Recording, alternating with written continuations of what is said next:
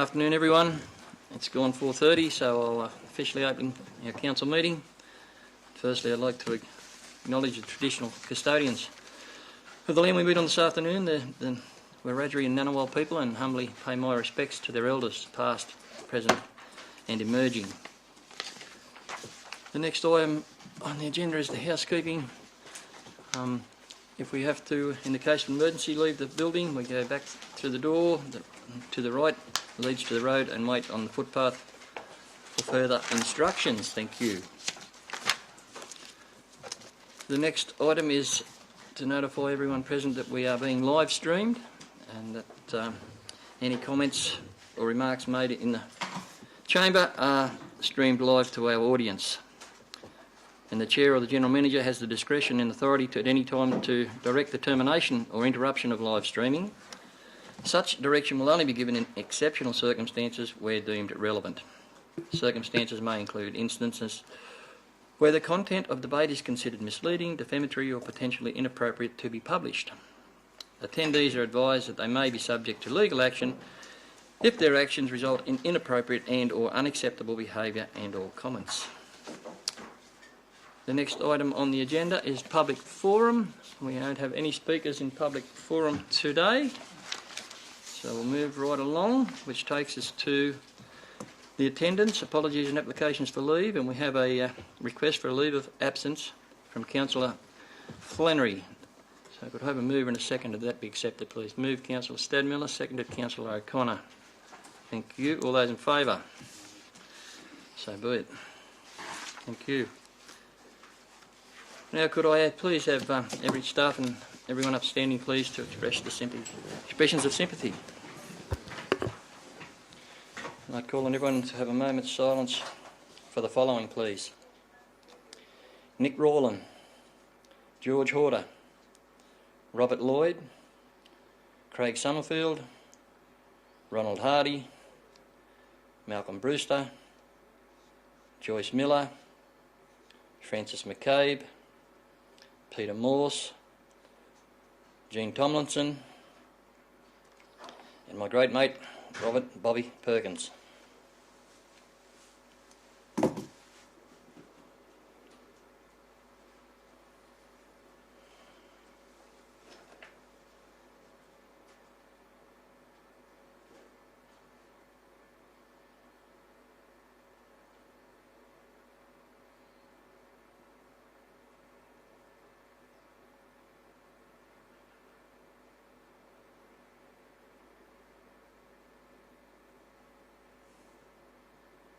Thank you, everybody.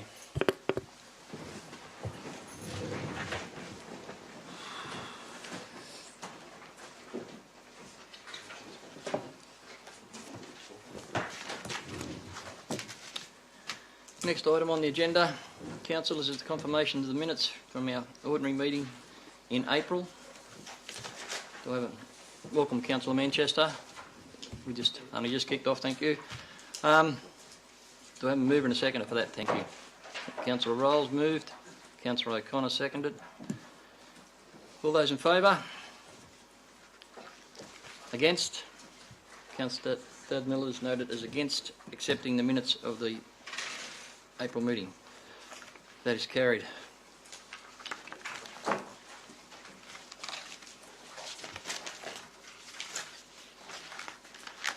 Bear with me, Council, I'll just listen to the page there. There we go. The next item is disclosures of interest. Are there any disclosures of interest in regard to the agenda that's in front of us today, councillors? I take that as a no. Thank you.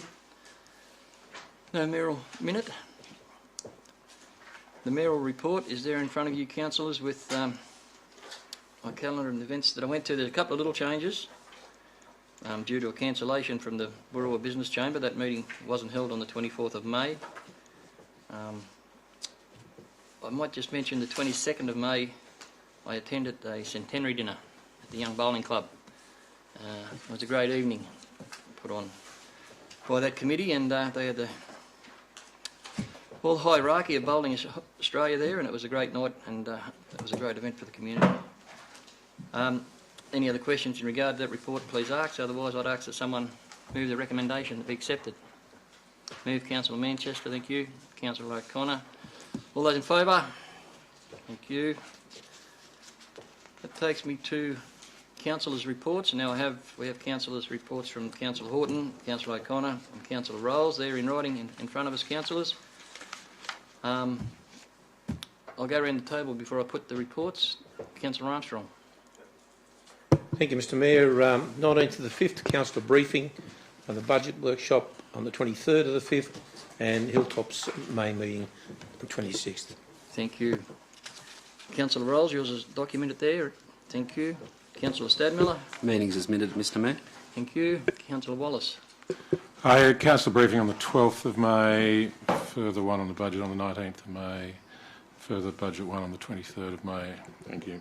Thank you. Councillor Manchester. The meetings as minuted, including workshop on the 12th of May, budget workshop on the 19th of May, and the AERO liaison meeting on the 24th of May. Thank you, Councillor. Councillor O'Connor. I've got a couple of changes in mind, thanks, Mr Mayor. The councillor briefing was the 12th of May, not the 11th. On the 19th of May, the first councillor workshop on the budget. The 20th of May, I didn't make it to the Jugyong Advancement Group meeting. 24th of May, the second councillor workshop on the budget. And the 25th of May, last night, I went to a community meeting with the Cowra Retirement Village Board about the recommissioning of St Lawrence Home in Harden, which was extremely well received by the community. And I don't think I've seen such positivity in the community for a long time. So hopefully that will come off, and it's, going through the process. Thank you very much. Thank you, Councillor. Councillor Walker. Meeting is as minuted. Thank you. So can we have a move and a second now that those moved Councillor O'Connor, seconded Councillor Armstrong. Thank you. All those in favour? So good. Thank you, councillors. Takes me to community recognition schemes and recognition. Do we have any from any councillors to put forward? If not, I will. I would like to put one forward, and I'll get it in writing for you, Deirdre, to the Centenary Committee of the Young Bowling Club. I congratulate them on the function and the week of bowling that they had to celebrate their centenary, and they even had the Deputy Prime Minister bowl a couple of balls down with them. And the final event was the big dinner on Saturday night that my wife and I attended, and it was a great night in Joe Bargwana, and I won't mention names too much because I'll leave some out, but Joe Bargwana said done a great job, and Russell Boyd, who was the MC and made us feel really welcome. It was a great night, so. But I'll get that worded for you, Deirdre, for that. Thank you. So it moves us on to item 12, the General Manager's Report. And the first item there is Councillor Remuneration 21-22, and councillors, I will move a motion in regard to this matter. And that motion will be dot point A and dot point B of the recommendation that is there in front of you. I wish to have dot point C taken off not included in my motion. And the reason for that being is it talks about superannuation being, councillors being eligible for superannuation, and that's a debate all on its own. But the fact is this won't affect councillors till July 2022. So I firmly believe that decision should be made by the council that's elected at the time. And I don't believe it's a decision for us to actually make. And besides the fact that you would be basically voting yourself a 10% pay increase in the way things are. So that's the motion that I'd like to put. Do I have a seconder for that? Seconded Councillor Wallace, thank you. Anyone like to speak against? Mr Mayor, I have an alternative motion. You have a... Alternative motion. You mean you're foreshadowing a motion, Yes. Councillor? Yes. Could you tell us what the foreshadow is? That we reduce the councillor fee from $12,400 to $11,000, and we reduce the mayoral fee from $27,060 to $20,000. Thank you. Thank you for that, Councillor. So the motion that I put, I'm happy to let it speak for itself. The report's there, councillors. And I think enough's been said about the hours and the commitment that councillors put in, basically for very, very little. So I'm happy for my motion to be on the floor. If anyone else would like to speak against it or for it, now's the time, otherwise I'll put my motion. Councillor Manchester.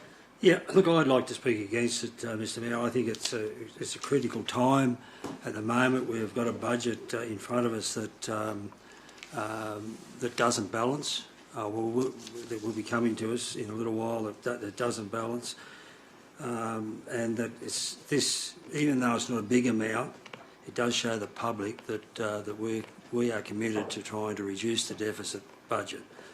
And with the rate harmonisation, there is certainly a lot of residents that will be affected by this. And once again, it shows the council's commitment to trying to also match a possible loss. And that's basically all I've got to say. But I've always actually voted for an increase in councillors' fees to the minimum amount, which is usually only about 2 or 3%. But I think in this case, I've never been fronted with the financial situation this council is currently in, and I believe that we should be showing by leadership. Thank you, Councillor Manchester. Anyone like to speak for the motion? Councillor Rolls, thank you. Yes, Mr Mayor, I'll speak for the motion. As a rural area, the council payments aren't enormous, considering the hours and the travelling that councillors put in. And I would suggest that if we want to encourage people to become councillors as their civic duty, then we've got to make sure that that to a certain extent they are covered for the time and the loss that they often carry in the hours that they might lose from their permanent employment or anything else. I don't think that the remuneration is outrageous at the moment. I think we worked it out. It works out about $6 an hour or less. And I just feel that if we are to encourage a wide range of our community to take part in this very important civic activity, then we've got to show that they are worth something. And that's why I support the motion. Thank you, Councillor Rolls. Anyone else like to speak against the motion? Anyone else like to speak for the motion?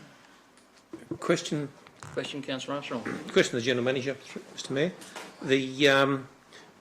What's the difference in population between regional, rural and rural? So I guess, and where does Hilltops sit in that particular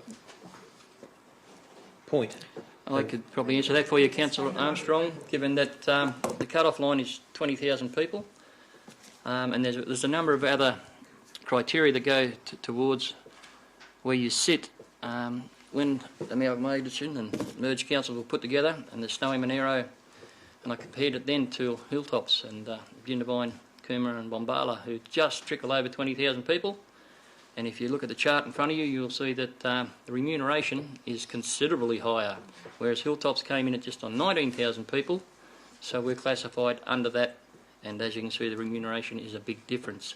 Having said that, there were more people that voted in the Hilltops Council election than voted in the Snowy Monero election. When this council was first formed, Councillor Flannery moved a motion that we send a submission to the Office of Local Government in regard to trying to upgrade our council. The first letter that was presented to council was deemed as not being detailed or harsh enough in the request by Councillor Flannery, and a second letter was sent outlining our case, and it was dismissed, and we remain a rural council. So that's the bit of the history, the difference between us and the council like Snowy Monero, who might have 800 more people, but I think their mayor off the top of my head gets $64,000 or something like that, so it's a big difference. On that note, in reply to, and that was all I was going to reply to Councillor Manchester saying about the difference in the populations, but also the fact that there was no increase for local government last year due to COVID factors and everything else, so there was no increase in remuneration last year. And I feel that I endorse Councillor Rolls' comments. So I'll put my motion. All those in favour? Against? That motion is carried. Thank you, councillors. Get the record there, Deirdre. Is that right? Thank you. Thank you, councillors. Moving along. We've just had notification that Councillor Horton is on his way from Young. Yep. So he will be joining us shortly. I hope he travels safe.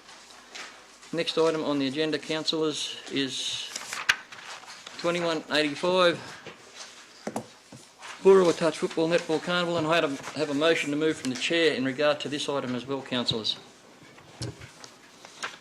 And that motion that I wish to put in front of council is this. Dot point 1 will remain the same. Refer the request to the Financial Assistant and Sponsorship Committee for consideration of support via the Hilltops Council Financial Assistant and Sponsorship Program for Round 2. Dot point 2. That Council works with the committee to gauge their ability to co-contribute to the associated running costs of the event. Dot point 3. That Council works with and assists the committee in seeking and applying for grants and financial assistance from external funding sources. Dot point 4. That Council engage with Transport for New South Wales to evaluate the level of traffic control that is required. Dot point 5. That Council investigate the ability to provide the necessary plan to undertake ground preparation at cost for staff volunteers who are qualified to operate the plant under the Donate Use of Plant policy, which is policy number 57 of the former Shire Council. And I'm pretty certain that that policy has never been repealed. So that is the motion I'd like to put. To have a seconder. Seconded, Councillor Armstrong. Thank you. So to speak to that motion, I've just got a couple of comments that I'd make. And that is the first one and Ms. foremost Mayor, is... can I foreshadow that motion? You can foreshadow a motion, you most certainly can. Okay. Thank you. What's your foreshadowed motion, councillor? My foreshadowed motion is that Hilltops Council support the BOOROWA Touch Football Netball Carnival for the 2021 year as part of post-COVID recovery support, provide a report back to Council incorporating more detailed data about this event so that the economic data can be better evaluated, and allocate a line item to this event in the 21-22 budget and future budgets. Thank you, councillor. We'll deal with the one that's on the floor at the moment. To speak to the motion that I put, the first thing I'd like to say and make very clear to everyone is that I, as much as anyone else, want to see this event continue and go ahead. There's no doubt about the fact that everyone in this room supports the event and the carnival. I happen to have the pleasure of being there and been invited 3 years maybe back now. The Canberra Raiders brought their board meeting over to BOOROWA, and I attended that and spoke about sport and no borders in sport for the Centre of Excellence in Canberra. And then I accompanied Ricky Stewart and the players over to the ground, and the kids thought it was fantastic. It's a great event. There's no denying that part of it at all. So I just want to make that perfectly clear, and there's been some comments in the community, and I probably should be used to it in council being painted the bad guy, but it's not quite the case. So we need to make sure that the event continues in its format and everyone gets to enjoy it. The motion I've put forward is an indication of the situation our council's in, and it was just talked about a moment ago when talking to council remunerations about how dire finances are. What I'm trying to establish and trying to do is make sure the funding is available, but we just need to look at where that funding and how it is provided where it comes to. There's been a lot of talk about community and the benefits, but as a council and leaders of our community, we have a responsibility to do due diligence and governance. And I firmly believe, and I've stated and I'll state it again, one of the reasons that playing a part in our financial situation is money going out the door and not being accounted for properly and costed, and knowing where it's going and what it's supporting. So this event is a bit unfortunate in one way, that it's the first event, first cab off the rank that all expenditure of revenue has been looked at. So I'm sure, and I wasn't in the room when the committee met with staff, but I know one thing that wasn't said, and that was that council was withdrawing its support. That is totally wrong. So my motion is all in regard to, can we look at how we fund this? I'm not saying we don't fund it. I said the first dot point is about going to the Financial Assistance Committee, so it's an application there for $5,000. Co-contribute contributing to the running costs. They might be able to contribute towards that traffic control when we just find out exactly what is expected and how much traffic control is there. There's been conversations in the public about how could it cost that much for traffic control. I'm not sure how they worked it, but I can tell you I cited the invoice and the number's correct. As with many other councillors, I have some questions and had questions and concerns in relation to the costings for the mowing and slashing and all that, and I'm sure everyone has, and so has the committee. But the one point I will make out before the debate goes any further is that I won't have council staff bashed about those numbers. Council staff were tasked with reviewing all expenditure and to look into these matters. Council staff couldn't find any historical records or knowledge of how much this event actually cost. So staff presented the best costings that they could do at the time under all the circumstances, and I thank staff for that. And whether that numbers at the end of the day were right or not, that's another matter and a whole debate at all. But the staff did the best job that they could do to present a case, not to say that we're not going to support the event, but to explain to everyone how the costs add up. I don't want to talk on that matter anymore, but I'll just leave staff there with that. So it goes back to the event.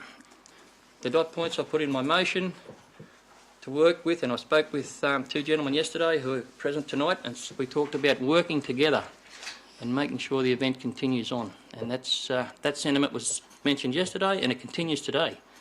But it's a matter of working together. The comment's been made that council always supported this event. It always just happened, and I can't deny that. What I am saying, the support can still be there, but how it's given changes. A lot of things change in life. We've all just been through a period of COVID, and I'm pretty sure everyone in this room will attest to that. There was things they did on a regular basis they don't do anymore, and I'm one of them. So when change happens, we have to adapt, and we have to be adaptable. And that's all my notice of motion is about. It's about supporting the event, but supporting it in a way that shows due diligence, governance, and shows some equality above most things to all groups that come to council for sponsorship. So that'll do my time limit for the moment talking on that. So I had a seconder. Would someone like to speak against that motion? I've got a question for the General Manager, then I'd like to speak against the motion, please. Councillor Stadmiller. Traffic control estimates for 2021 come in at 10,163. What is the internal costs of providing traffic control if Hilltops Council was to do it? Has that been budgeted or costed for councillors?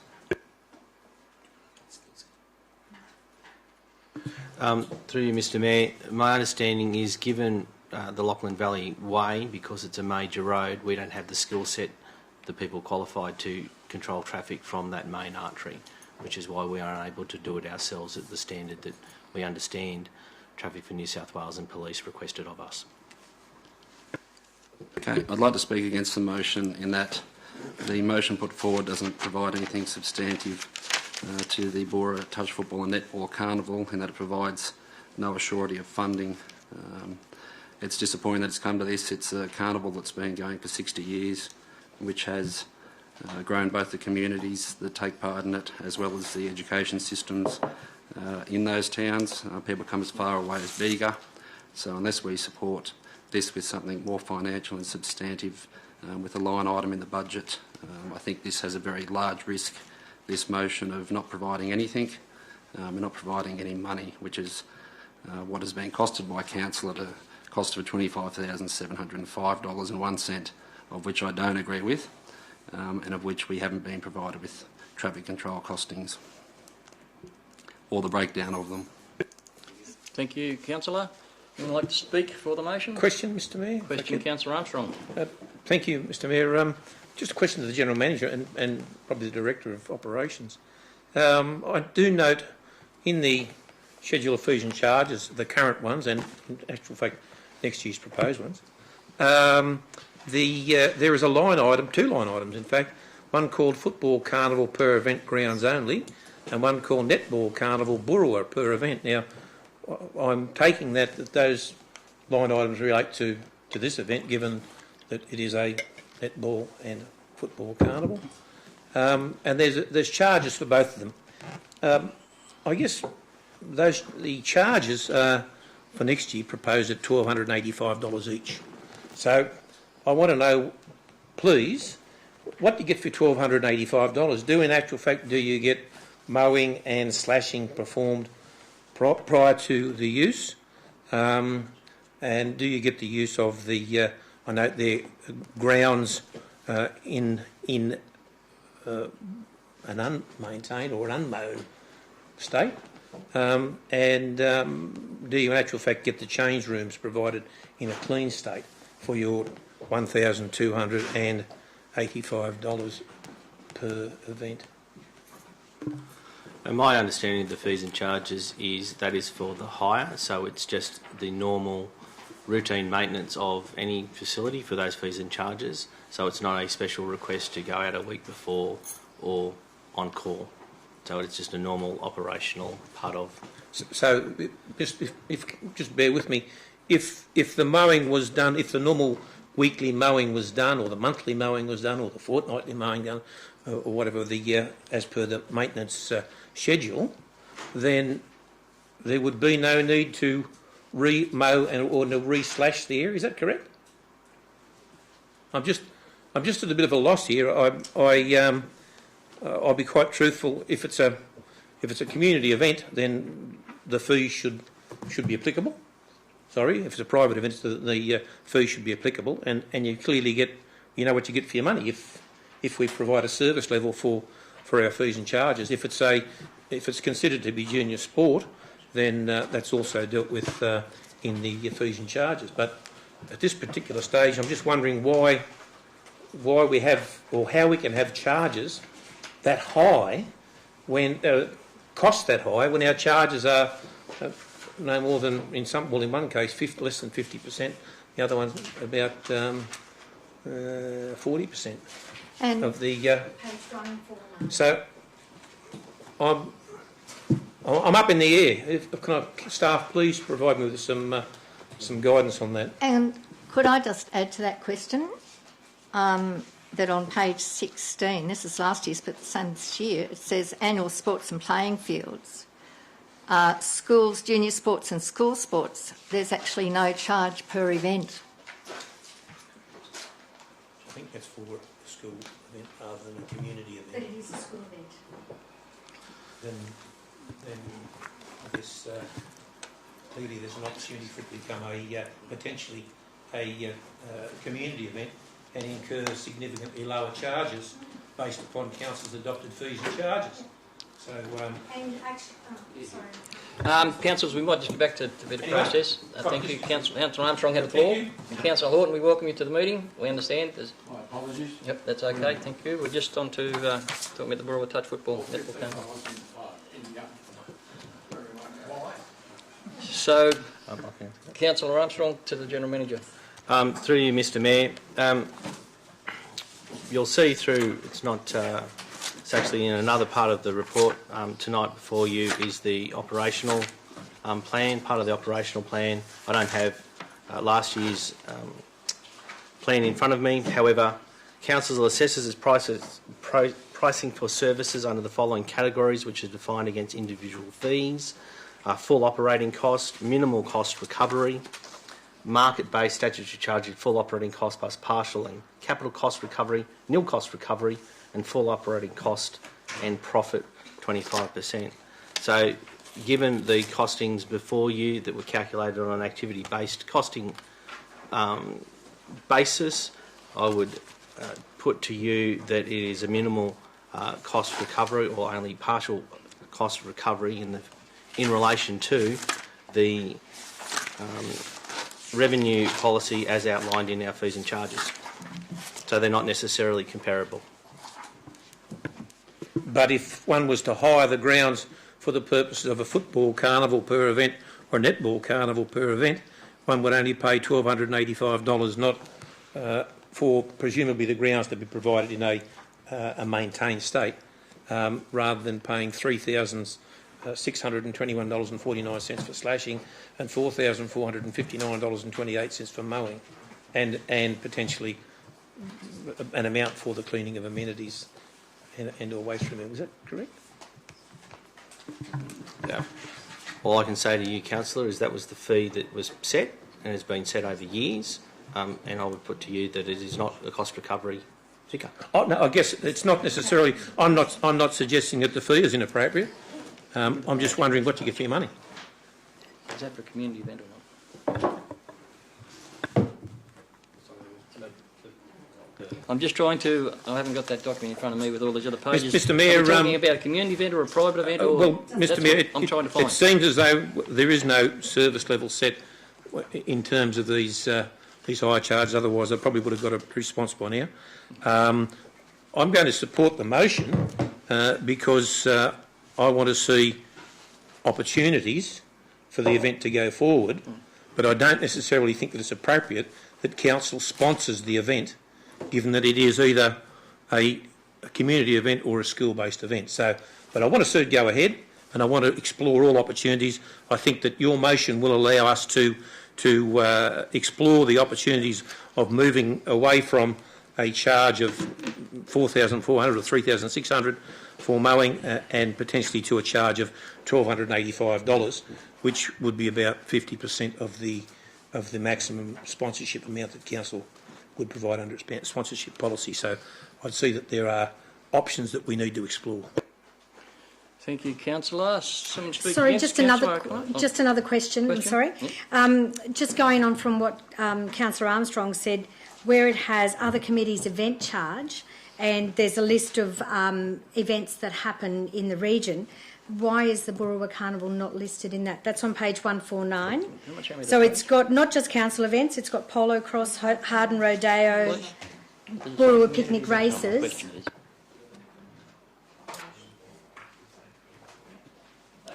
We need to clarify this, and I can clarify it from the knowledge that I know when we're talking about labelling events community. I have been told by the committee that this particular event is not a community event, and I found that strange, but when I've sent grant formats to the members of the committee, they've told me they can't apply for them grants because the grants have conditions in them that reflect to the community, and this is not a community event. So that tells me that this is actually, turns out to be a private fundraiser for a state education facility that I want to see go ahead. Let's make things very clear here. Let's not go off from what I said at the start. I want to see this happen. I just want to see how it can be financed in the most equitable and fair way to everyone, given that this is the only event of this type that council would be sponsoring or has sponsored in the past. Back to the floor. Yep. Anyone like to speak? Wait, 2-4. Anyone else like to speak against the motion? I put it, Councillor Manchester. Mr. Mayor, look, I think that your motion actually covers a lot of it, but it doesn't give an outcome that if there's no there's no money from the financial assistance and sponsorship, and there's no external money, how does this carnival go ahead? Okay. That's the bit that I've got. That's the problem I've got with your motion up there. Thank you, Councillor Manchester. And to that point, I had listed here, if this was the case, that dot point 6 would be, in the event of the failure of the top five points, council would take measures to make sure that the event is continued in 2021. Or wording to that effect, Councillor, if that suits. I'm quite happy to put that on bottom, Deirdre.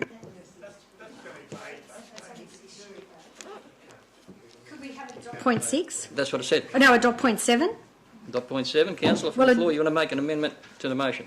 Can I just pause you, Councillor O'Connor? Yeah. Minute Secretary is trying to keep up with the comment. I'm sorry. I would continue to support the... Council would.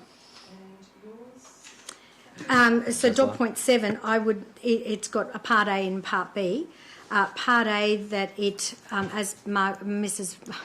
Councillor Rolls has just said, that it not just be for 2021, but that it becomes a line item in the budget so that it gives security that it will be sponsored in future, and also that it does go on to the fees and charges as another event, because it's the only event that of this nature that it actually happens. And that way it's putting with these other fees and charges on page 149, and they've all got a cost on them. You know, BOOROWA picnic races is $1,285. So it would have BOOROWA touch football netball carnival. Then the committee knows that's what that event costs. Mr Mayor, doesn't the current question to Councillor O'Connor, the current fees and charges actually do state that about 100 millimetres further up?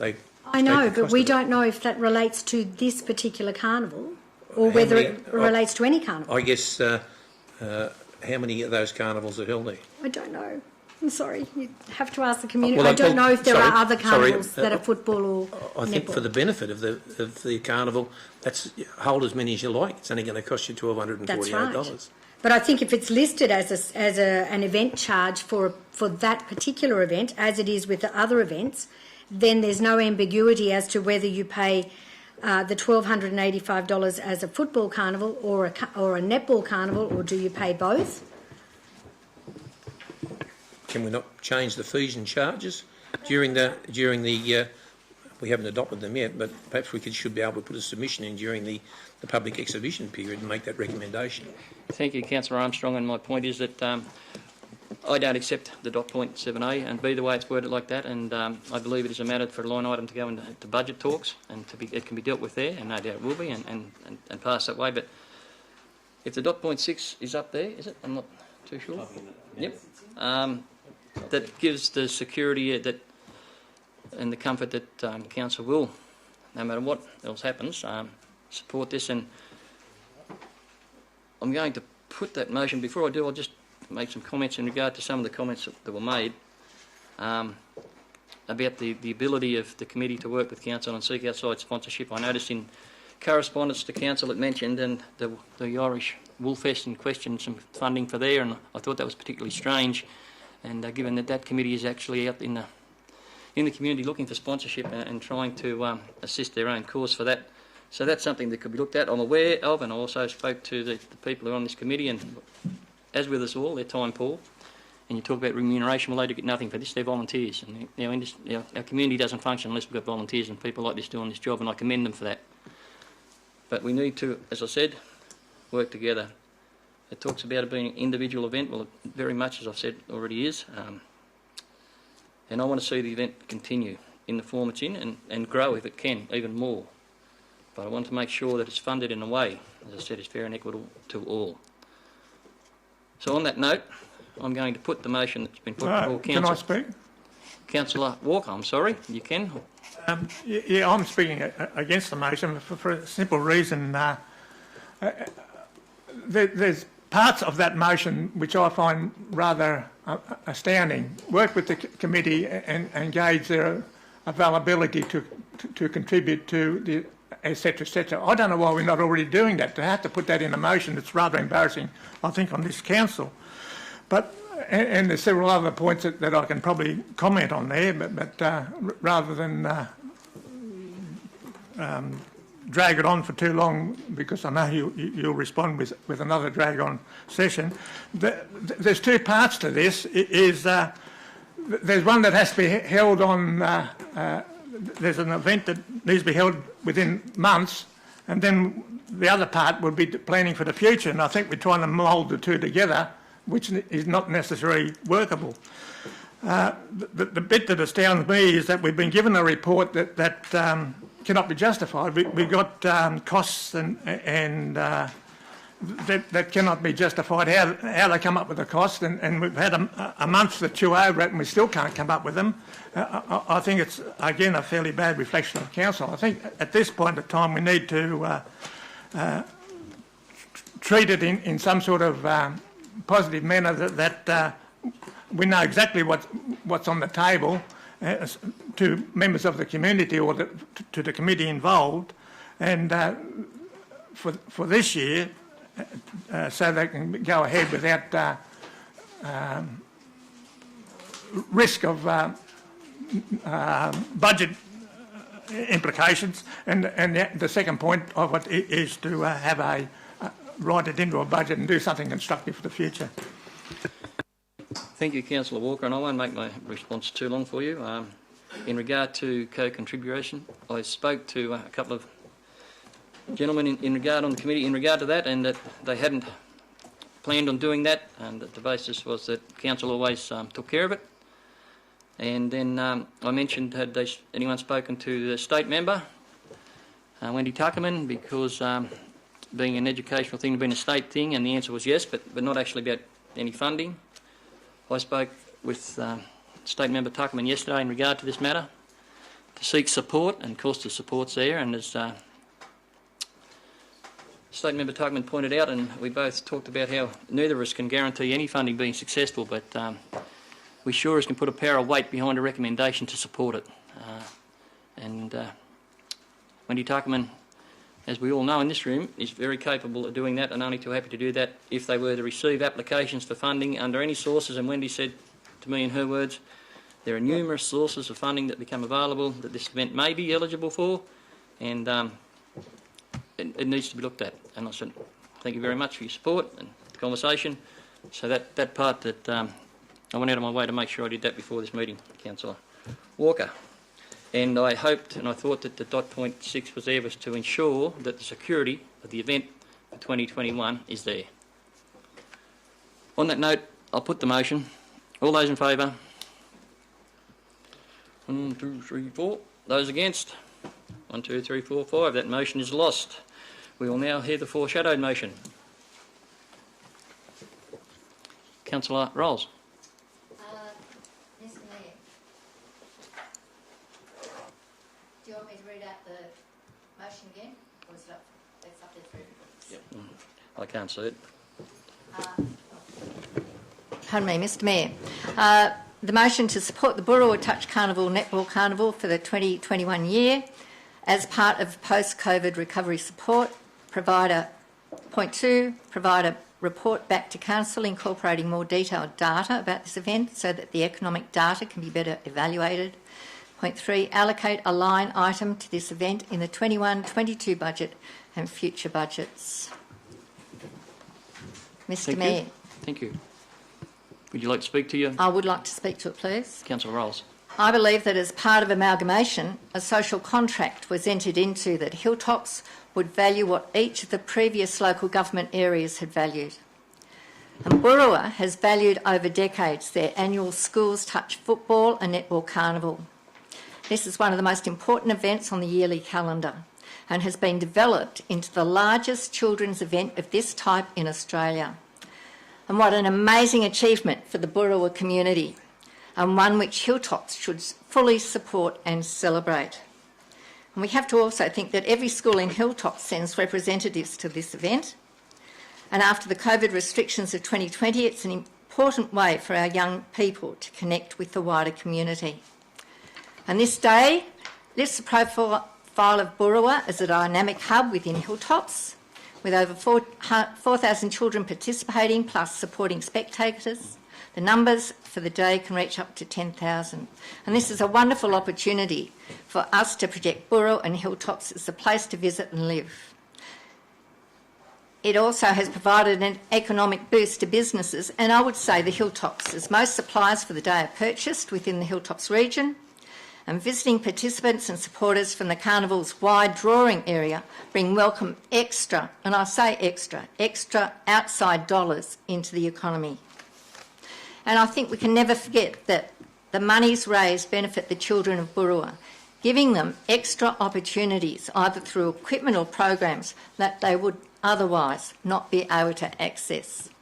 And as far as the economic research is concerned, visitor economy and tourists research suggests that overnight spend calculations are about $300 a day per person. So if you take out accommodation, it should still be significant, and perhaps even up to $200 per person per day.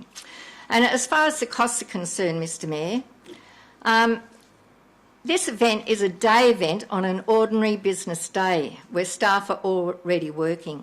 Slashing still needs to be done regardless of the event because there are fire regulations, pests and weeds, and slashing, it's a major facility that has to be maintained.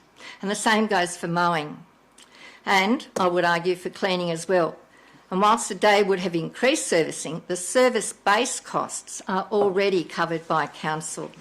And the Sports Committee does a lot of work on the day, as do the schools. So potentially the council is not doing much more at all. So I'm wondering about that $3,800, where it comes from. And as far as waste removal, yes, there would be increased loads, but the service base is already covered by council. And again, the community committee does a lot of volunteer work to support the event. Yes, there are additional costs, but the base costs are still funded, except, and I think this is what we're arguing about really, it's the traffic control. Mr Mayor, I think that supporting this gala event is actually very cost effective as a way to inject money into the community, and it's very effective in building up our social capital, as it's an ideal partnership project which brings together both tangible and intangible benefits. Thank you, Mr Mayor. Thank you, Councillor Rolls, and I concur with everything you've said, but we'll have a little problem with allowing your motion to be put up in regard to item 10.9 of our Code of Meeting Practice, and that is that any motion or amendment to the motion that requires revenue or funding, expenditure of funds, council needs to know where the funding is coming from. And as of yet, and I will give you the opportunity, because I think it's only fair, to add to your notice of motion as to where the funding will come from.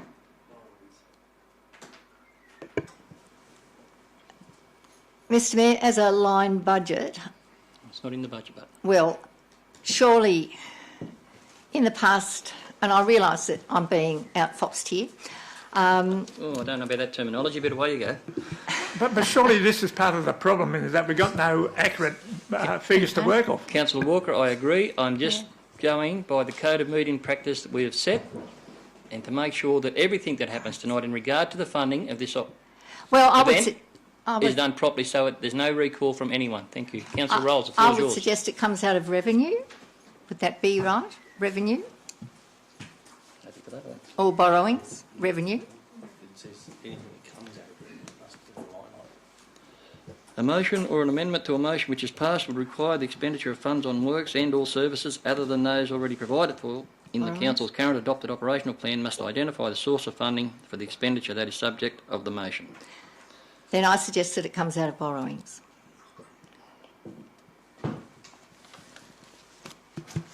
I'm still asking the question, what are those costs? Because we can't go on these costs that are in front of us.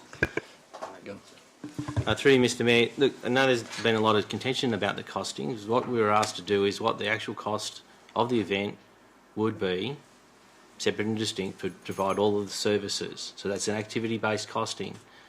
We weren't asked to discount it for whether there was general maintenance or not. This is an activity-based costing. One of the major costs of it is the traffic control, which was imposed upon by Traffic for New South Wales and the police. I don't have a line item for some $10,000, whether it's $8,000 or $10,000 in the budget. So I put to you is, where would you like the money to be drawn from? And the motion now reads from borrowing. So that's the motion. Can I just ask a question? Councillor O'Connor. And I know we're not up to the budget yet, but there are some items in the budget that are actually have been listed as 100% renewals, which are actually revenue. Can't it replace one of those line items that come out of revenue? Through you, Mr Mayor, if you're talking about the 21-22 budget, those items, based upon our discussion before, are budget bids. At that point, you could put in a budget bid for this event for whatever it costs, whether it's the traffic component and we do something else with services in some way to meet the criteria. That is before you. I only point out is with the request to fund anything, this item or any item, I will say this to any item that's before me, I can't per that Code of Meeting Practice say there must be a source for that funding, and currently it's not. Mr Mayor, a question to the General Manager, if I may, in regard to what we just said. Well, for looking at the Code of Meeting Practice, doesn't that only relate to this current budget? It doesn't relate to next year's budget. So that is correct, Councillor Wallace. However, please let me finish. However, the funding that's being sought is for an event to be held next year. So it would be potentially the debate that's ensuing now, and I'm in your hands, If you can send me away, you can defer the matter to the next meeting for me to go and analyse where it may be identified from, and I can do that from this year's budget for an event next year to give surety to the committee and members in the schools, or alternatively you can put forward a bid through the budget process for it so that it is a budgeted line item and within the fees and charges. You were talking earlier, Councillor O'Connell, about the line items. Well, they're traditional line items. They're forever and a day. I can't say what history, why the circus was identified and not this event. At some point in the past, the netball and touchball. From a look at those fees and charges, with my knowledge, it would have been related to this in some way. However, it's not clear, so I'm looking for clarity. It may be a debate for the funding of this event in the budget discussion coming later tonight. Of course, I firmly believe we've spent considerable time on the matter, and there's a motion on the board. Has it got a seconder? Didn't have a seconder. Start with that. Doesn't need a second. We've got a seconder. So the motion on the board is there, and that basically reads that no matter what the costings are, we will fund this event. This is my undertaking of that from borrowings. So that's the motion that's been put on the board. That's what we're voting on, councillors. So let's all be aware that the vote is that this will be funded. Point of order, Mr. Mayor. Beg pardon? Point of order, Mr. Mayor. And your point of order? Yeah, just your last comment there regarding the costings. Council's got costings here, whether they're right or wrong, of a maximum of $25,705 and 1 cent. Sorry. So I just disagree with your statement that we will fund it to whatever it costs. Thank you, Councillor Stadmill. That's not actually pointed out in the motion, but I'll take that on board. Thank you. So that's enough. All those in favour of the motion, raise your hand. Those against? That motion is carried. I also second And I didn't need a second, but thank you, councillors. A precedent has been set, and any number of the other 18 and 19 schools in our area that's got a function coming up, I would suggest that we could be hearing from them shortly. But thank you for that, and look forward to the event. Look, I think that's unfair. We've got an estimate in front of us that's a 20% increase, and you can't justify it. So we don't know what the costs are at this point. That's exactly right, councillor. Thank you. That matter is finished.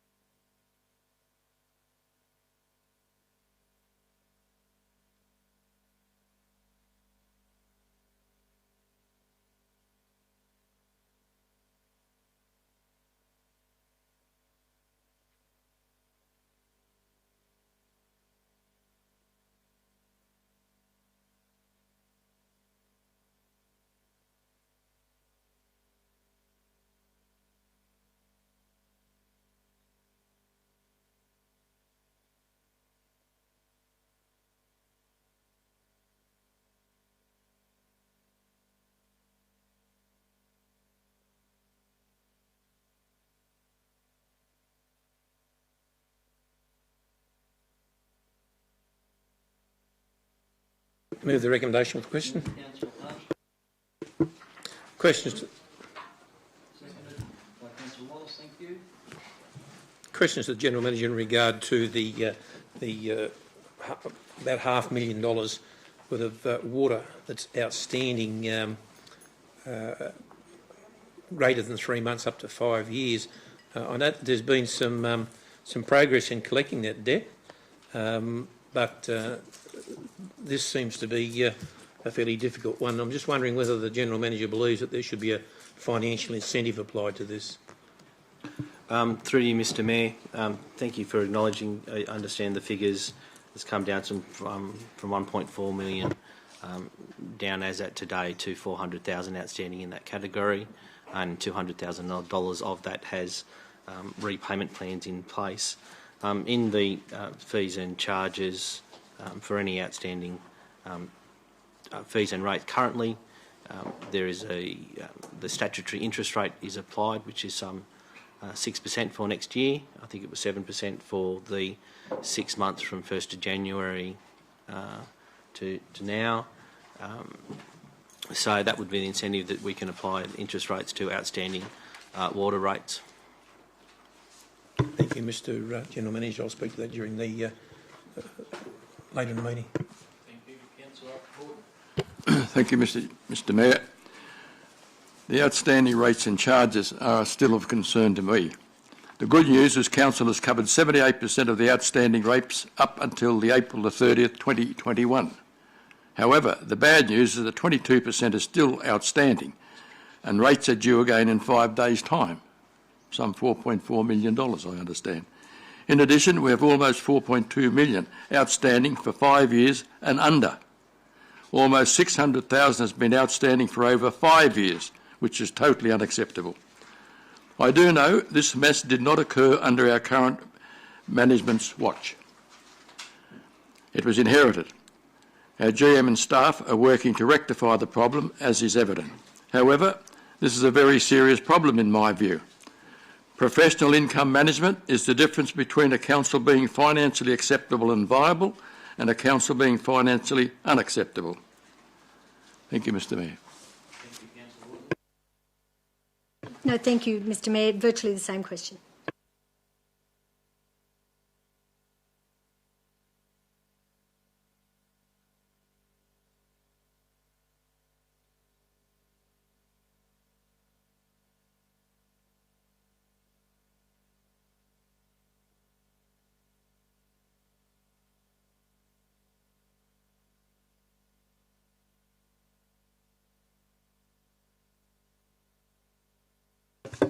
Sorry, my microphone was off.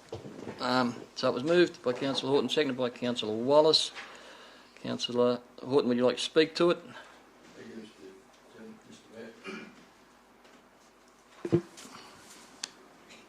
Harmonisation, I like to call it equalisation, but it's called harmonisation. It was put in place by professional people. It wasn't put in place by shop owners, householders or farmers, for the simple reason that none of them mentioned, including myself, know anything about it.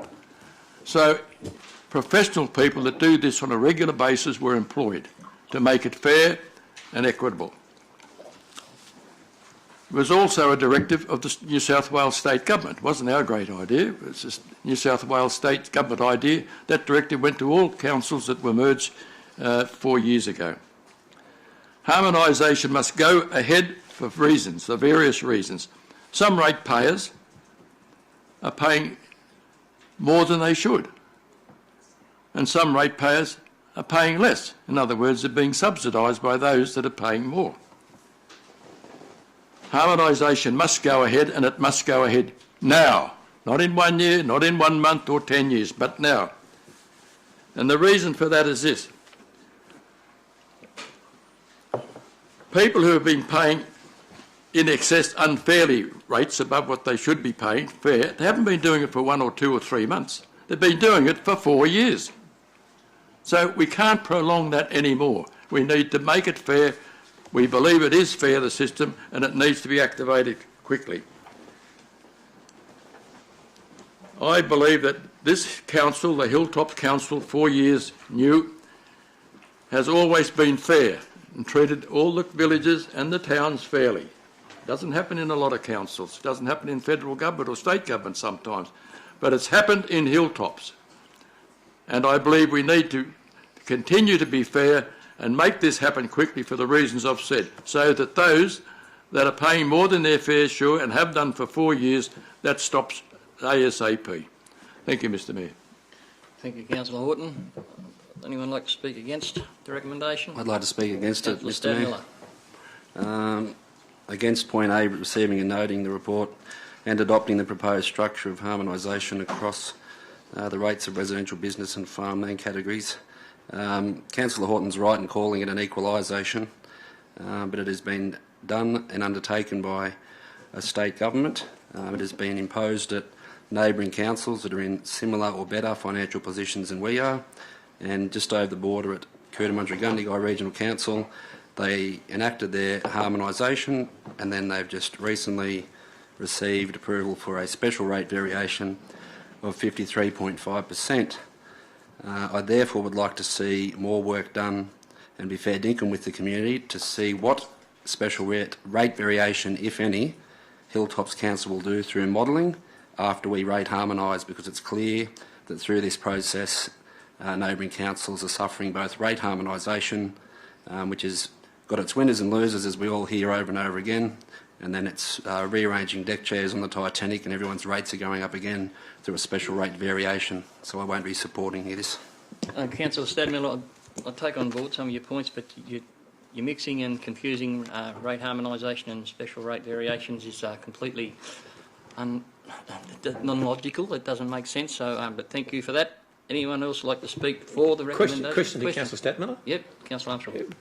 Councillor Stadmiller just spoke about a special rate variation. I've read the report on a couple of occasions. I can't see any mention of special rate variation. I'm just wondering where the special rate variation came from. Just to help Councillor Armstrong there's no mention of a special rate variation in the report, as far as I read and as far as he read. But be that as it may, the neighbouring council, who was merged at exactly the same time as we were and who enacted their rates harmonisation 12 months ago, has since had to go and seek an increase of 53.5% with a special rate variation. So although some may not wish to draw a conclusion that may happen in the future, I'd like to draw that conclusion. I'll have to draw a point of order now and refer us to concentrating on what's in the report in front of us on Councillor Armstrong's acknowledgement of that. But thank you, Councillor Stadmiller, and we appreciate what's happening next door with our neighbour councils, and there's councils all over New South Wales. But tonight I'm just going to concentrate on Hilltops Council. Question to Councillor Stadmiller, Mr. Mayor. Question Councillor Armstrong again. Is Councillor Stadmiller foreshadowing support of a special rate variation? Oh. Thanks for the question, Councillor Armstrong. I'm not foreshadowing a special rate variation, but what I am doing, it may sound like it, but what I'm doing is looking at the history based on a neighbouring council in similar circumstances to us, who's actually in a better financial position than we are, and they've just had a 53.5% increase with a special rate variation. I'm not advocating either. If Councillor Armstrong's going to ask me a question, I'd like it if the Mayor would not cut me off before it went back to the Mayor and then Councillor Armstrong asked me another question. But I'm happy to receive questions. Thank you. Thank you, Councillor Stadmiller, for that, and I appreciate your answering Councillor Armstrong's questions in regard to special rate variations and comments about neighbouring councils being in a better financial position than ours when on your very own website. Anyway, we'll move on to anyone else like to speak for or against, Councillor? A question. Question, Councillor O'Connor. And this is a question to the General Manager. Do we have an idea of how many landholders or residences are going to be adversely affected? Like, do we know the magnitude? And do we know the circumstances they have to pay? Like, are we putting anyone in a position, because it is meant to be fair and equitable, so are we putting anyone in a position where with their rate, if their rates are going up, are we putting anyone in a position where they really are not in a position to pay for them? Through you, Mr. Mayor, just going back to the every ratepayer's account has moved, as I understand it. It will move slightly because of just the basis that it is of harmonisation. So the way in which I'll answer that question is, it is the least amount of impact for the majority of ratepayers, and that was through the option that we consulted on. That was the maximum. That was the principle that underpinned that. In relation to a separate issue, in relation to hardship, the council has hardship policies for anyone that has any issue with paying rates, and as I mentioned earlier, in recovering some outstanding water debts, we have repayment plans. So there's repayment plans to their economic ability to pay, but it's also a hardship. There is greater things that we can do. So there are those avenues there. Thank you for that. Councillor Manchester, speak for or against? Actually speaking for it, Mr. Councillor Manchester. Yeah, look, when Morris and Lowe gave their presentation, I can't remember exactly when it was, but I think it was about February, March or somewhere around about that time, earlier this year, I'd had a fairly good, extensive look at this, the different options, and at the time, I'm not sure who suggested option 4, but I certainly came out and said that I certainly supported option 4, which is what this harmonisation is based on, is option 4. It was to me, it was the most equitable one of the other 3 options. It affected, I believed it will affect everyone to some extent. There will be some better off and there will be some worse off. It didn't matter which one we went. But this one, I believed, actually affected the lesser amount of people. And that's the reason why I supported option 4 after reading the Morris and Lowe report. Thank you, Councillor Manchester, and that saves me nearly word for word just what you just said. I agree with you on that basis. Before I put the recommendation, everyone's happy for me to put the recommendation. I'm going to put it. All those in favour? Aye. Against? That recommendation is carried. Thank you, councillors. Stadmiller. Takes us over to 2190. Sorry. 18A. Oh, councillors, bear with me. We go back to the start and back to my agenda. We now go to 89A.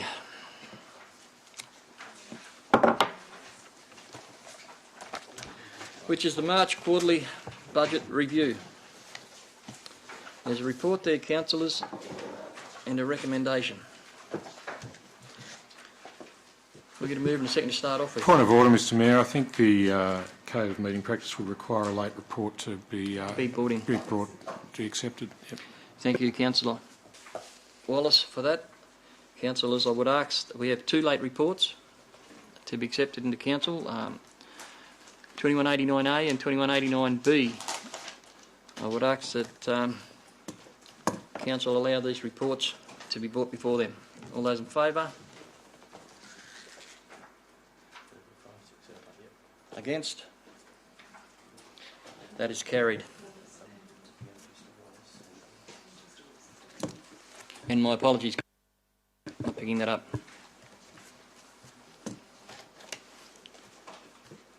Okay, we'll go back to the 2189A, the March Quarterly Budget Review. And do I have a mover and a seconder? Move for conversation. Moved Councillor Armstrong, seconded Councillor Horton. Now I'll take questions if councillors got questions while we're there on it before we go to it. Councillor Manchester. Yes, Mr Mayor. Look, the reason that I supported Councillor Wallace on his not accepting his report is that I literally actually looked at these 2 hours ago, 3 hours ago, both these reports, and to me that is just not, that's not good enough. I do understand the pressure the staff was on as far as the budget is concerned, but this quarterly budget review, the March quarterly budget review, we should have had that, at least had that. But to get 2 documents of this size and this importance, 2 hours before a meeting, I'm sorry, but I just can't I can't work that one out. Thank you. Thank you, Councillor. Any other questions in regard to the matter? Just in regard to the capital works deferred until next year, there's going to be a significant increase in our operational costs as those capital works are deferred, and I'm just concerned that perhaps our operational budget is likely to be even further or suffer greater impacts than perhaps is currently foreshadowed. Can the General Manager please provide us with some background into what contingencies are in place should those effects of moving the capital out of this current year and into next year or in subsequent years, what measures can be taken to reduce the operating deficit that's forecast? Through you, Mr Mayor, so we're talking about the financial year 2021 and the movement of, part of the movement of capital out has been tendered out work. So some close to just under $10 million for the bridges, for example, is tendered out, so that's not related to our operational utilisation of staff or otherwise. That's part of it. And certainly we have increased wages across the board, so the budget you see before you allows for what those increases are by those people not doing any capital works. So the effect of that is before you, Councillor Armstrong, in those figures. I will also mention that the quarterly budget review, as well as the 21-22 budget, there has been 3 workshops with councillors on this matter. I do apologise that the report accumulated in the lateness. However, there has been those workshops before, so it's... Can I just make a comment in relation to that? There was, the first workshop was a small part of a workshop. There was a second and a third workshop. The figures that I was given 6 days ago differ by millions compared to what the figures that were given today. I concur with Councillor Manchester. This is just totally unfair to us as councillors, and it's just not acceptable. I don't know how anyone... Councillor Armstrong's had an hour and 58 minutes longer than I have to look at these. Honestly, the Mayor told me at lunchtime when I was speaking to him that these were available, but I didn't start looking at them until I sat down in the chair, and I've been trying to madly go through it now, but I can't. And, anyway, I'll be voting against everything. And Councillor, I'm sure that your frustration is felt around the room, and I feel it as well. So, not on your own there, but again, as the General Manager pointed out, went backs against the wall. So, it's not ideal by any means. And I move that this item be foreshadow motion that this item be deferred. Okay, thank you. All right, going on that, then we have a mover and a seconder for the recommendation that's there in front of us, councillors. We'll deal with that first. All those in favour? Against? Councillor Walker's abstaining. No, I voted for. Voted for, sorry. We'll start again. Councillors for the recommendation? Or councillors against? That is lost. Councillor Wallace's foreshadowed motion comes into play. I don't know whether this is a point of order or not. Predicated on the budget before you for the 21-22 budget, it feeds off the March quarterly review budget. So without the adoption or what the deferral is, I'm thinking of days. If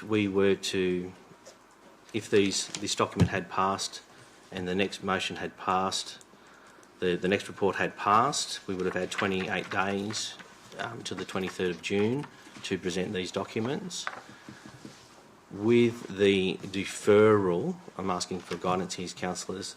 If we defer it 1 week and we have an extraordinary meeting next week, then the 28 days, the budget would be before, needs to go on public exhibition for 28 days to meet the statutory deadline, and that would take us to the 30th of June for an extraordinary meeting. This is the consequential part of the timeline.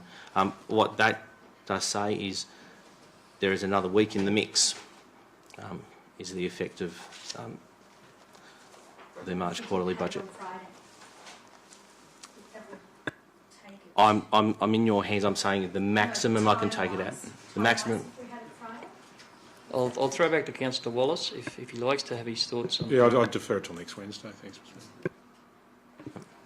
Defer it for a week. Yep. Okay, councillors. By deferring it for a week, that still gives us time to adopt it before the end of the financial year. You know, it is within a few hours, but unfortunately, I can't see that we can do it. As I said, the point I was saying, that the consequential part, I didn't think it was appropriate. I mean, you needed to vote it on what you felt, but that is the consequence of that, is that by deferring it a week, we will then consider the 21-22 budget on the 30th of June. Okay. So just on that on that point, from a procedural point of view, I cannot bring the next report Budget to us, no. before you because it's predicated on this report. So that by default needs to lapse, or a motion be put forward that also be deferred. I'll throw back to Councillor Wallace. Would you like to move that the next two items are both deferred, given if we defer the first one? Yep, please. And Audrey. Audrey. Where did I get Audrey from?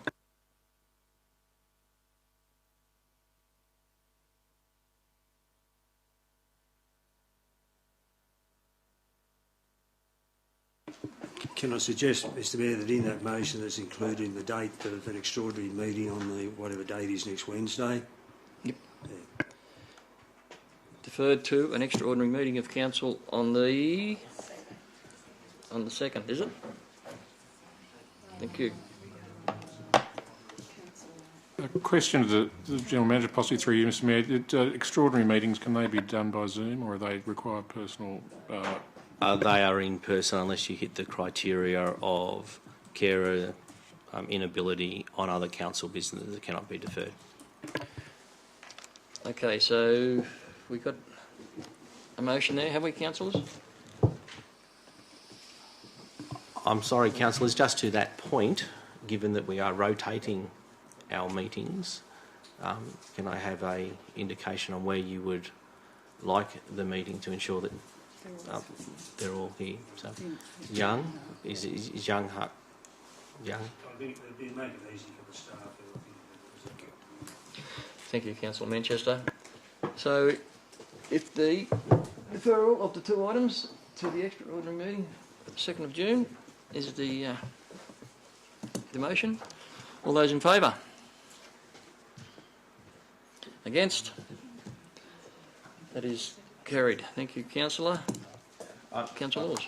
Sorry, councillors, I will have to defer the council information night on the 2nd for this meeting, however. So Consequential. Okay, councillors, that parks 89B to the side. That takes us to 2190, the development of a new lawn cemetery in Young. Moved Councillor Horton, seconded Councillor Walker. Any comments or questions in regard to it?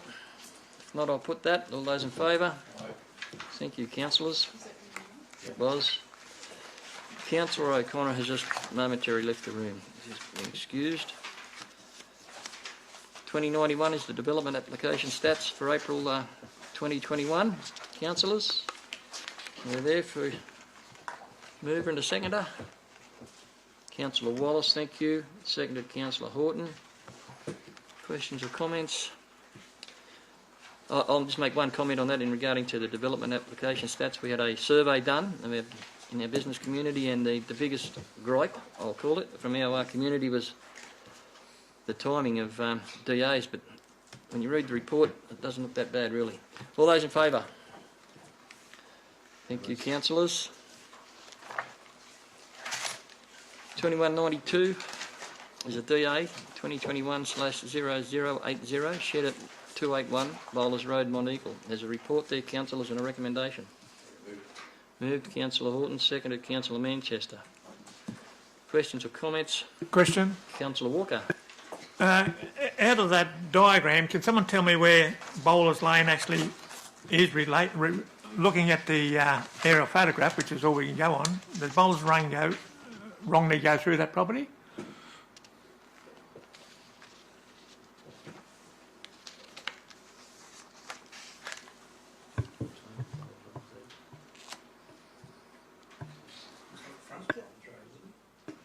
What? There's hardly anything there. It's only a laneway, isn't it? Yeah, it's only gravel road. Yeah. Sorry, yeah. Through you, Mr Mayor, yeah, it is only just a gravel road that goes around. Adjacent to Bowlers Lane is also the demodule train line there as well. Yeah, I'm well aware of the area, but I'm just wondering, is the lane within the easement or is it on the property? It's Bowlers Road, I should say. The aerial image is just slightly outside of what the survey lines show there. Thank you. Okay, councillors, got a move and a seconder. I'll put that. All those in favour? Councillors, could I have a show of hands on that? Thank you. That's unanimous. Thank you, councillors. Takes me over to DA 2021-0031, dwelling house and shed at 40 Saines Road, Young. Councillors, there's a report there and a recommendation to go with it. Move, Councillor Stadmiller. Thank you. Seconded, Councillor Rolls. Thank you. Questions or comments in regard to it?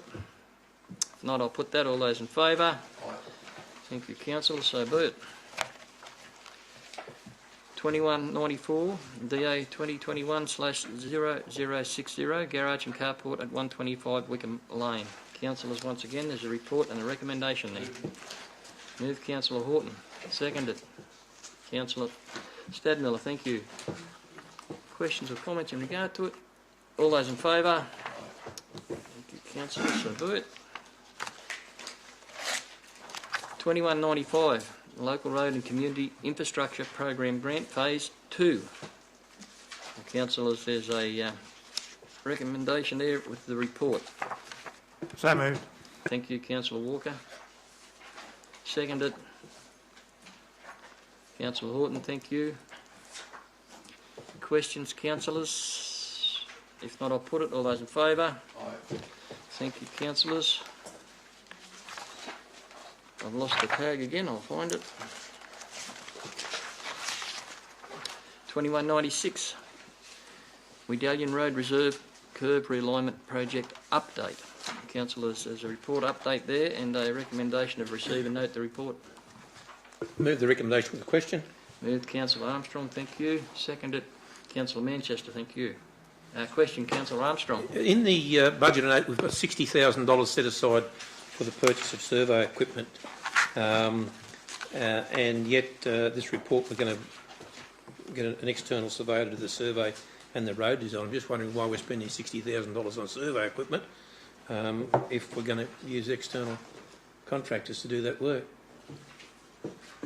Through you, Mr Mayor, there's not only one survey job. We do have surveying that we do in-house, and there is surveying that we do out of house. Why would we not do the design ourselves?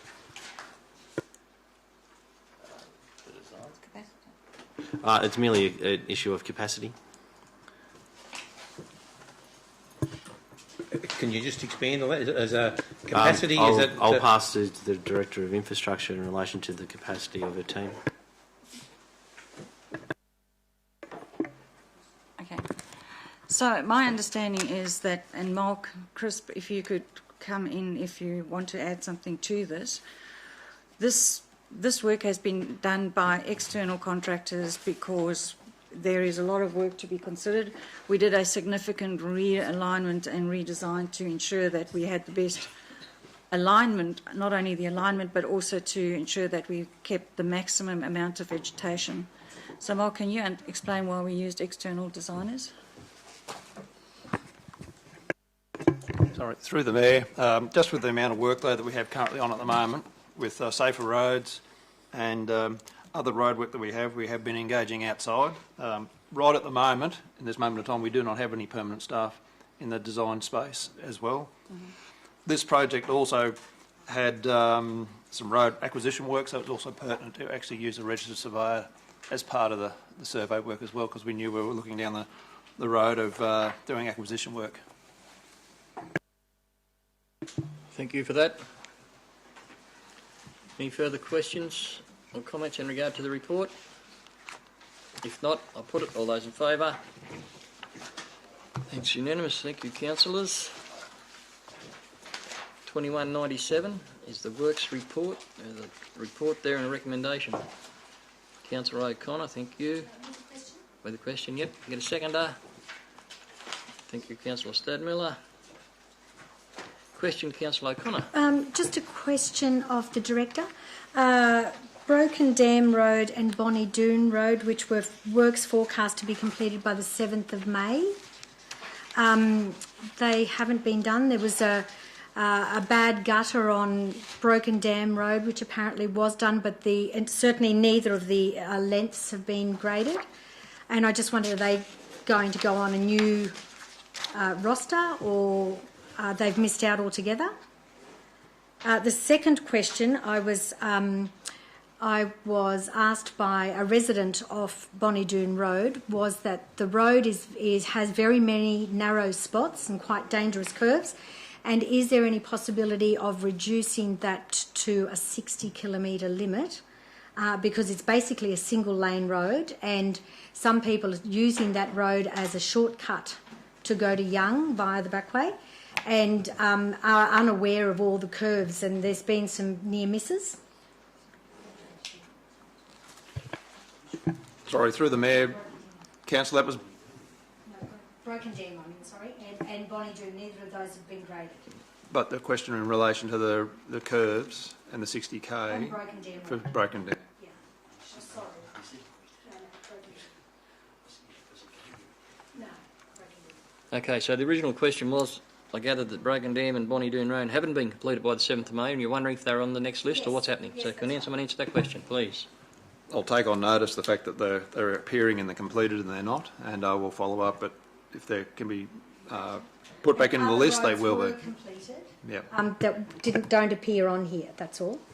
Holman Road and Merton Road have been done, but they don't appear on this register, but the two that do appear haven't been done. Okay. So we'll follow that. Yeah, we'll follow that matter up and put in the newsletter. Thank you. Councillor Wallace. Question, Mr Mayor, I think going the same way through you, if that's okay. I'm not familiar with a lot of these roads, but I am familiar with Douglas Gap Road because I live on it, and it was graded fairly recently. It's in the report. I'd made the comment last time it was graded, 12, 18, 24 months ago, that gravel had been applied, and in the sections where the gravel hadn't been applied, it was deteriorating more quickly. So what's happened on this occasion is the road has been graded, and those parts that weren't gravelled are now muddy messes, and the council has put up signs saying it's slippery, which it is. What's the procedure? Do you just grade the road and leave it dangerous and put signs up, or are they to be there permanently, those signs, or will actually something be done? Thank you, Councillor. Through the Mayor, the intention is not to leave it dangerous, but staff will just have to address those as they come across those issues. And if it is become an issue after rain, well, they're duty bound to put signs up to ensure that everybody is aware that there's a slippery surface ahead. Yeah, but every time it rains, it becomes a slippery surface since they've graded. I'm just wondering what the likely time frame is for something actually substantive to be done. I'll have to refer that back to their work staff so they can coordinate a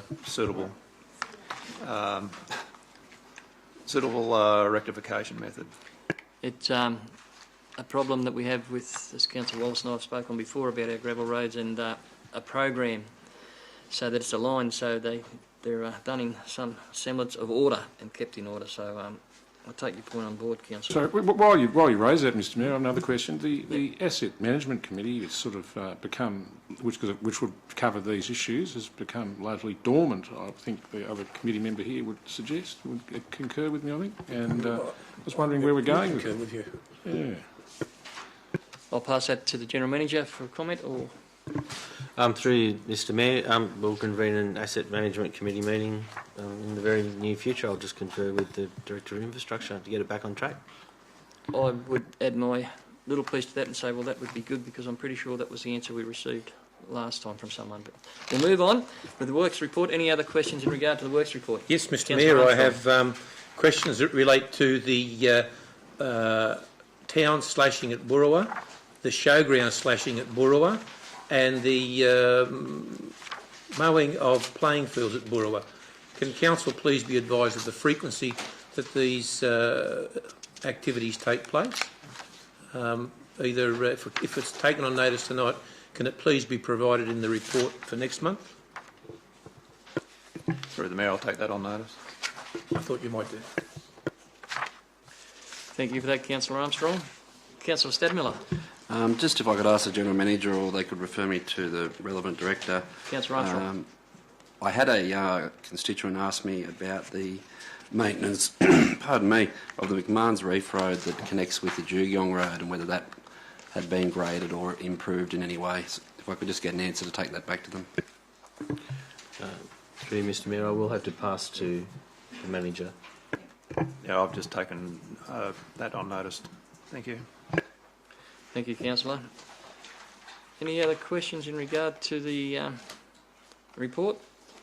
Before I put it to go with councillors, I would just ask staff that when these questions are asked and they're taken on report and on notice, and we understand that the answers aren't always that easy to grab hold of, but could we please ensure that they came back to councillors in at least, if not beforehand, to the next council meeting? Would be appreciated by all. I'll put that report. All those in favour? Again, it's unanimous. Thank you, councillors. 2198 is the action summary report. Councillors, there's a report there and a recommendation. Move, Councillor Horton, thank you. Seconded. Councillor Armstrong, thank you. Comments, questions in regard to that report? Councillor Wallace? Yeah, just a question in relation to the private weeds works. This matter's been on this list for 12 months at least since I proposed it, and it keeps getting deferred. What's the likelihood of it actually will come to the June meeting?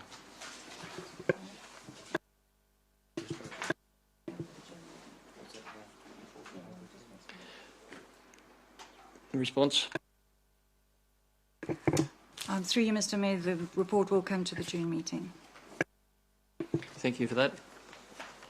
Any other questions in regard to that report? Just Councillor Armstrong. Through you, Mr Mayor, the report for the solar panels on council buildings, it's scheduled to come on the 23rd of June. I'm just wondering whether that one is actually going to come back to us on the 23rd of June. Through you, Mr Mayor, we are currently collating the information once we've registered all of those meters, so the intention is that it comes back to the June meeting. Thank you. Thank you. Any other questions in regard to that? If not, I'll put that report. All those in favour? Thank you, councillors. Unanimous. Takes me over to correspondence for information. It's listed there and there's a recommendation, councillors. The recommendation. Thank you, Councillor Armstrong. Seconded, Councillor Walker, thank you. All those in favour? So be it. Next item is 21-100. Committee reports requiring action. And we've got the Environmental Initiative 355 Committee. And there's a little report there and a recommendation that Council receive and note the Environmental Initiatives Committee minutes, 6th of May 2021, and consider a group of councillors, land care and farming organisations and local farming landowners meet with the state members Steph Cook and Wendy Tuckham to discuss the Riverina Local Land Service leasing of travelling stock routes in support of the motion put by Deputy Mayor Councillor Wallace at the ordinary meeting held April 2021. So the report's there, councillors, that's a recommendation. Move Councillor Stadmiller, seconded Councillor Wallace. Question, Mr Mayor. Question, Councillor Armstrong. I note that in Part B of that, it's consider. When will that consideration be undertaken by Council? I'm pleased someone asked that question and how that might be done. I think I'll pass to Councillor Wallace. Do you want to? Oh, yeah, I was going to suggest maybe we could facilitate this by I'll nominate myself, and if obviously someone on this committee is interested in it, if you get them involved and write the requisite letters, I think we'll be away. No, it wasn't letters. It was actually physically meeting. Yeah, no, I agree, but letters to anyone else who they think might be interested in being on it, that was all. Yep. Or contact, I don't know how one does it these days. Should then that be nominate rather than consider? Councillor, The mover and The the second are original happy to mover change that to, of the motion there they is are, happy with nominate that. the group. I'm happy with that change by Councillor Armstrong. Thank you, Councillor Stadmiller. So it reads, nominate a group of councillors, land care and farming, etc., etc. We've nominated Councillor Wallace has been nominated. Do we need 2 councillors or more councillors? I'm happy to be part of it. If that's the case, I'll put my hand up with Councillor Wallace. So you've got a nomination of Councillor Wallace and Councillor Ingram. If Council endorse that, we'll put that recommendation. Thank you. All those in favour? Again, unanimous. Thank you, councillors. Someone will do the legwork on that for us and get that organised, and we'll go from there. 21-101, committee reports requiring no action. Councillors? recommendation there. Move the recommendation. Thank you, Councillor Armstrong. Seconded. Councillor Horton, thank you. All those in favour? Aye. Again, thank you, councillors. Unanimous. That takes me, I'm pretty sure, to questions with notice. Nil, notice of motion. We have a notice of motion put forward by Councillor Armstrong, re-cemetery maintenance, and I'll hand to Councillor Armstrong. Thank you, Mr Mayor. I've submitted the notice of motion as a result of obviously Council's need for greater clarity in terms of service levels and its ability to provide services to the community. I think that we have an excellent lead with the Gaylong Cemetery in terms of a community group maintaining a cemetery at a very high standard at a known cost. The Maringo Progress Association is a highly active and invigorated community group that is already responsible for the management of a number of council facilities, and I think that this is an ideal opportunity to formalise some of the work that they've already done at the cemetery over the years, and provide them with an option to essentially undertake those maintenance tasks at a fixed cost or a known cost for council under an extension of their delegation as a subcommittee of council. I'd like to see council negotiate with the committee to assess their willingness to be part of a partnership like that, and I guess nothing ventured, nothing gained. Thank you. Thank you for that, Councillor Armstrong, and that recommendation is there that council seek to engage with the Maringo Community Association to assess willingness or desire to provide general maintenance services for the Maringo Cemetery. So, Mr Mayor, before we do it, can I just say, should we include at a fixed cost to that motion? At a fixed cost? I would have to thought decide that to provide general maintenance services? The negotiations would probably be... Through you, Mr Mayor, just the point of order, seeing I brought it up before, I think it's appropriate to bring it in relation to this motion. This motion is actually not seeking to allocate money. That will have to come back to you for a cost. In the absence of knowing a cost, I read this, and correct me if I'm wrong, Councillor Armstrong, is having a discussion with them is what they would do it for, and bring that back to you. Thank you. Mr General Manager, this is a toe in the water. Yep. Understood. Thank you, Can I bring the council's attention at this point? I know it says we need to go and discuss this with the MCA, the Maringo Community Association, but I can't understand why that hasn't been already done before this comes to the meeting, with the point being that I don't know whether that committee is of an age group that would be capable of or in a position to fulfil these tasks, and also with the, I don't know what's done about the risk management involved with it. Through you, Mr Mayor, at this point, council staff had been undertaking the works. This is, as I understand it, a question posed by Councillor Armstrong to have a discussion with an association, something different that was not on my agenda per se. It's opening up a discussion, and I'll need to bring that back to you. Thank you. So the motion's been moved by Councillor Armstrong. I'll put the oh, sorry, Councillor Stadnell's got a question. Just a question, please, Mr Mayor. If the work's being currently done by council, do we have a cost approximate for what that is at the moment, just so we can gauge it? We have started doing some time in motion studies to better understanding the costings.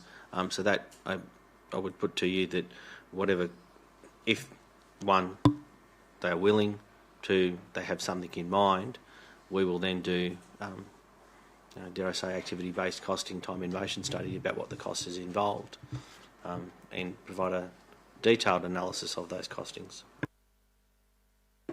Thank you for that. Councillor Manchester. Yeah, just a quick comment, Mr Chair.